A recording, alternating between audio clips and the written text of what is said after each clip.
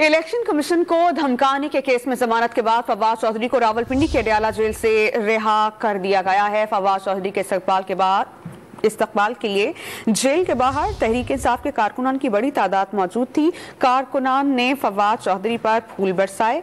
रिहाई के बाद मीडिया से बातचीत में फवाद चौधरी ने हिमायत करने पर शाहिद खाकान अब्बासी और मुस्तफा नवाज खोखर और दीगर सियासी रहनुमाओं का शुक्रिया अदा किया। फवाद चौधरी ने कहा कि मुल्क की सियासत से इमरान खान को माइनस नहीं किया जा सकता।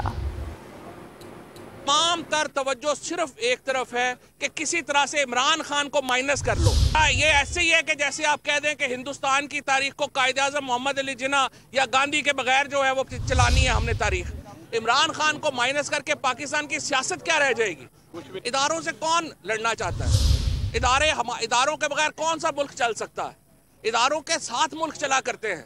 इदारे और अवाम एक पेज के ऊपर हो तो फिर मुल्क चला करते हैं, और इसीलिए इदारों को और अवाम को एक पेज के ऊपर रहना है। और इमरान खान अवाम की एक सबसे बड़ी इस्तारा है, अवाम का एक जो है वो निशान है। और इदारों को पाकिस्तान की सलामती और बका अजीज है, तो उन्हें तमाम जो पॉलिटिकल पार्टीज हैं उनको साथ लेके चलना चाहिए।